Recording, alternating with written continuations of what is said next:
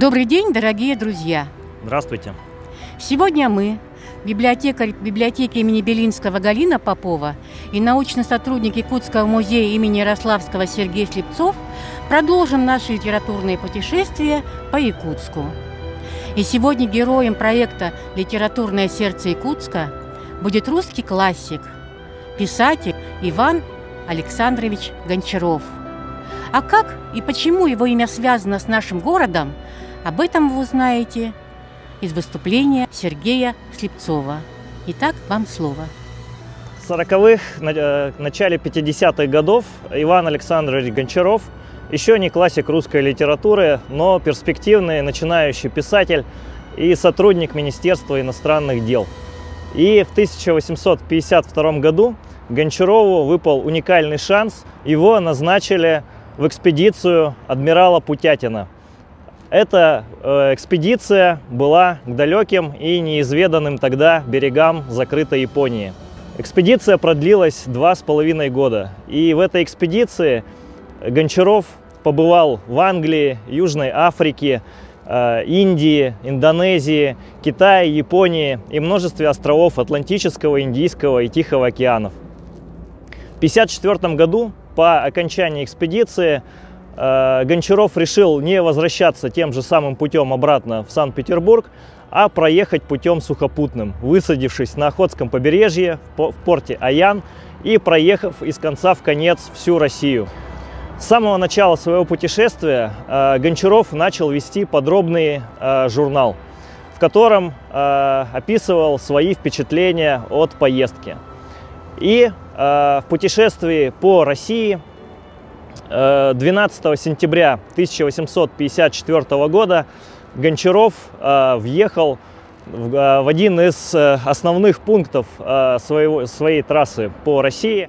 Это был областной город Якутск, о котором он также оставил свои воспоминания, вошедшие впоследствии в его знаменитую книгу «Фрегат Паллада». Сегодня мы с вами попытаемся пройти по следам Гончарова, по его воспоминаниям и посетить Якутск середины XIX века. Вдали сияли уже главы церквей в Якутске.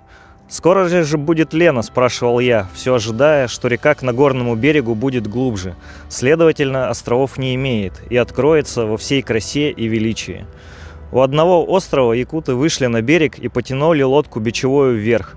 Дотянув до конца острова, они сели опять и переправились, уже не помню через который, узенький проток, и пристали к берегу. Один из якутов вызвался сходить в город за лошадьми.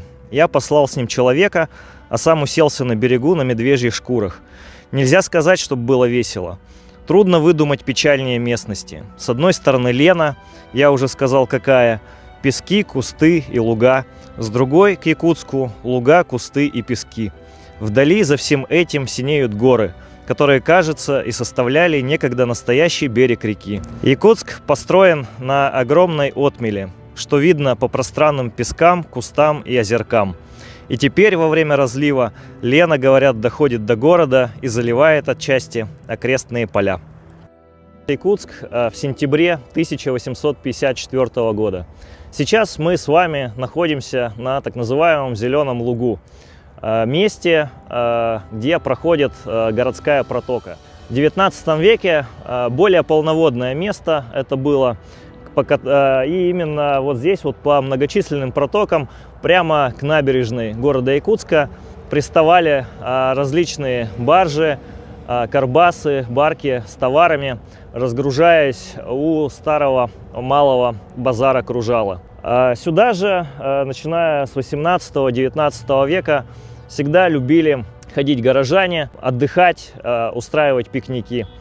А также всегда вот по этим пейзажам с правого берега реки Лены, из Охотска и из Аяна, из американских колоний Российской империи прибывали в город Якутск путешественники, о чем и рассказывает нам Иван Гончаров. Но довольно. Как нехорошо отдохнуть в Якутске от трудного пути, как нелюбезны его жители, но пробыть 2 месяца здесь утомительно.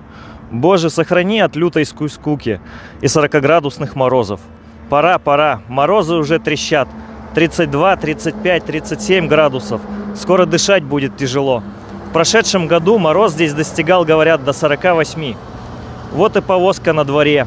Щи в замороженных кусках уже готовы. Мороженые пельмени, струганина тоже. Бутылки с вином обшиты войлоком. Ржаной хлеб и белые булки. Все обращено в камень. Я простился со всеми. Кто хочет проводить меня пирогом, кто прислал рыбу на дорогу. И все просят непременно выкушать наливочки, холодненького. Беда с непривычки. Добрые приятели провожают с открытой головой на крыльцо и ждут, пока сядешь в сани, съедешь со двора, им это ничего. Пора, однако, шибко пора. Я выехал из Якутска 26 ноября при 36 градусах мороза. Воздух чист, сух, остр, режет легкие и горе страждущим грудью. Но зато не приобретешь простуды, флюса, как, например, в Петербурге, где стоит только распахнуть для этого шубу. Замерзнуть можно, а простудиться трудно. Мы стоим сейчас с вами в том месте, где наверняка бывал Иван Гончаров. Мы находимся в сквере Ямщиков, который был открыт в этом году к Дню города. Вот у такого верстового столба, который символизирует собой начало знаменитой когда-то Иркутской дороги. Или Иркутской. Здесь, на этом месте, начиналась дорога из Якутска в Россию. И все путешественники, которые бывали в 18-19, начале 20 века у нас в городе Якутске, с этой дорогой были обязательно знакомы. Гончаров, как он описывает свое путешествие, задержался в Якутске на 2 месяца. Было это по случаю того, что он слегка приболел, но главная причина была в том, что приехал он в Якутск в середине осени, и ему здесь пришлось ждать того времени, когда замерзла река Лена. Было сделано это не случайно, потому что большая часть Иркутского тракта, начинающегося вот здесь вот, тогда это было за городом, шла по реке Лене, которая находилась и находится сейчас здесь вот неподалеку, слева от нас. И вот здесь вот Гончаров продолжил свое путешествие. Рядом со старинной Богородицкой церковью в городе Якутске находится памятник святителю Иннокентию Вениаминову, рядом с которым мы сейчас стоим. Ивану Гончарову очень сильно повезло. Когда он был в Якутске в 1954 году, ему удалось познакомиться со святителем Иннокентием и многое узнать о православии, распространении и миссионерстве православной христианской веры в Якутии и вообще на северо-востоке России. В те годы, в середине 19 века, священство в городе Якутске составляло значимую прослойку жителей. И, несомненно, одной из главных составляющих якутского общества были священники. Иван Гончаров, когда вынужденно задержался в Якутске, неоднократно встречался со святителем Иннокентием, с Дмитрианом Хитровым, главная заслуга которых не только проповедь христианства в Якутии, но самое главное — составление первых словарей, первых алфавитов и переложение богослужебных книг на якутский язык. Примерно же в эти годы, в 50-х годах 19 века, произошла первая служба православная на якутском языке в городе Якутске в Троицком соборе. Несомненно, Гончаров был в курсе всех этих событий и оставил в своей книге теплые воспоминания об этих людях. Не нужно напоминать вам имя архипастыря, который много лет подвязался на пользу подвластным нам американских племен, обращая их в христианскую веру. Если хотите подробнее знать о состоянии православной церкви в Российской Америке, то прочтите изданную в 1840 году брошюру протоиерея Иннокентия Вениаминова. Теперь он, то есть Преосвященный Иннокентий, подвязается здесь на более обширном поприще, начальствуя паствой 200 тысяч якутов, несколько тысяч тунгусов и других племен, раскиданных на пространстве 1003 верст в длину и в ширину области. Под его руководством перелагается евангельское слово на их наречие. Я случайно был в комитете, который собирается в тишине архипасторской кельи, занимаясь переводом Евангелия. Все духовные лица здесь знают якутский язык. Перевод в Черне уже окончен. Когда я был в комитете, там занимались окончательным пересмотром Евангелия от Матфея. Сличались греческий, славянский и русский тексты с переводом на якутский язык. Каждое слово и выражение строго взвешивалось и поверялось всеми членами комитета. Мы находимся сейчас с вами в Заложном районе города Якутска, одном из старейших жилых районов нашего города. Наверняка здесь бывал также Иван Гончаров и видел вот подобные домики, сохранившиеся в современном Якутске только, пожалуй, в этом месте. Сейчас, к сожалению, Залог, конечно, не выглядит, возможно, так опрятно, как в времена Гончарова, хотя у города существуют определенные планы по реконструкции этого места и превращению его в такой небольшой район, где можно будет погрузиться в ту атмосферу, которую ощущал Иван Гончаров в 50-е годы 19 века. От нечего делать я развлекался мыслью, что увижу, наконец, после двухлетних странствий, первый русский, хотя и провинциальный город.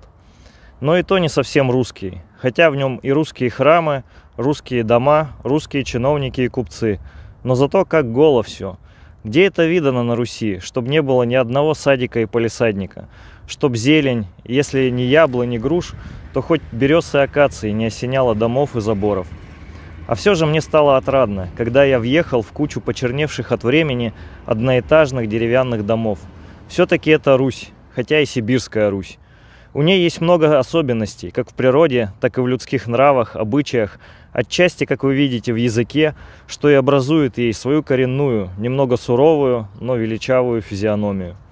Пока я ехал по городу, на меня из окон выглядывали ласковые лица, а из-под ворот сердитые собаки, которые в маленьких городах чересчур серьезно понимают свои обязанности.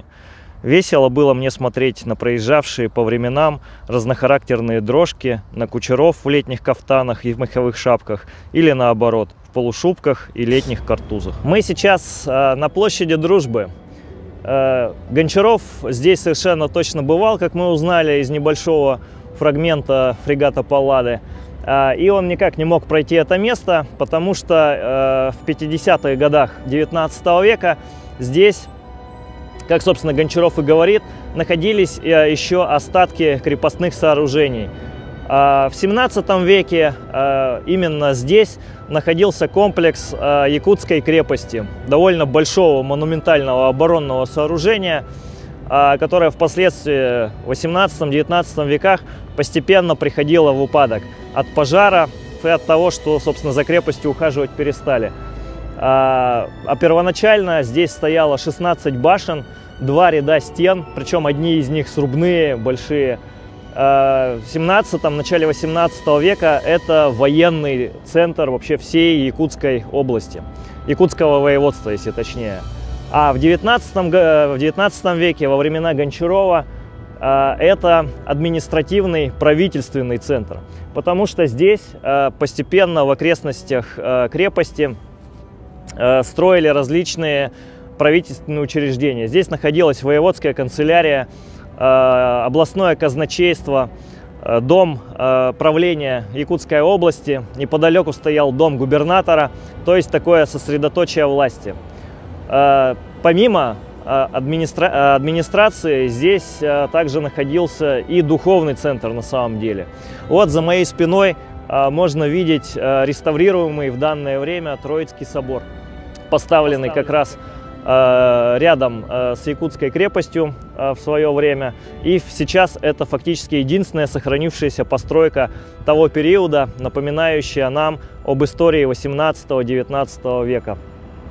Вот место перед собором, к 19 веку уже освобожденное от крепостных построек, называлось в то время Соборной площадью. И здесь у Соборной площади начиналась также улица Большая, самая прямая, самая большая и центральная улица города Якутска, сейчас называемая проспектом Ленина. Я ехал мимо старинной полуразрушенной стены и несколько башен. Это остатки крепости, уцелевшей от времен покорения области. Якутск основан пришедшими от Енисея казаками лет за 200 перед этим, в 1630-х годах. Якуты пробовали нападать на крепость, но напрасно. Возникшие впоследствии между казаками раздоры заставили наше правительство взять этот край в свои руки, и скоро в Якутск прибыл первый воевода. Во времена, когда в городе Якутске гостил Иван Гончаров, всю территорию современной площади Ленина занимал гостиный двор. Самое большое в тот момент каменное здание города.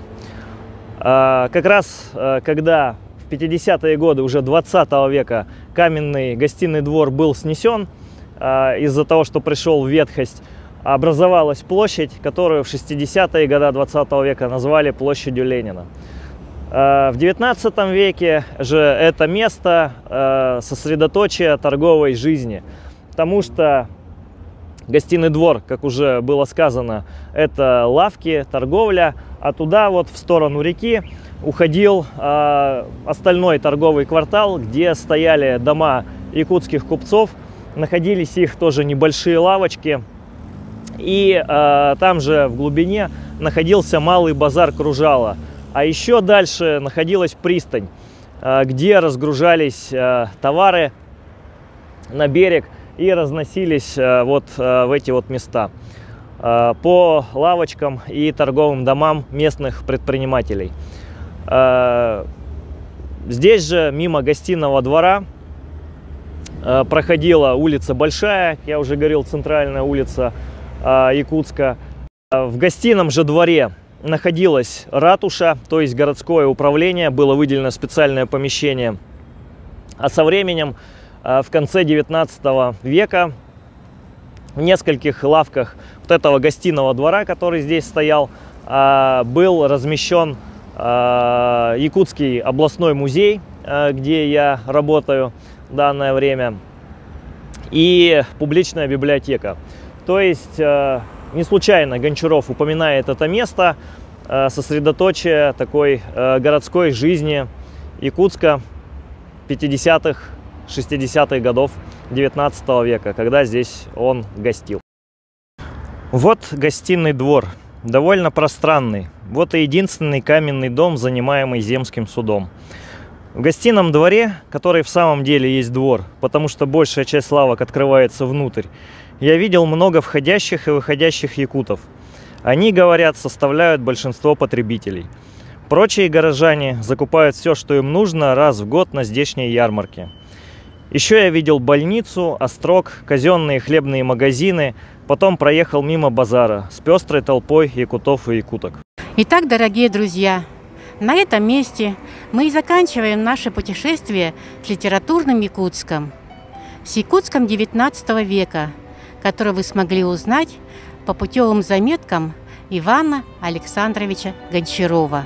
Я благодарю всех слушателей за внимание и отсылаю всех к произведению Ивана Гончарова «Фрегат Паллада», в котором можно еще много почерпнуть о жителях и нравах Старого Якутска, ну и вообще о знаменательном путешествии, увлекательном, которое Иван Гончаров совершил в 19 веке. Ждем вас всех в библиотеке Белинского и Якутском музее имени Ярославского. Спасибо за внимание. До новых встреч!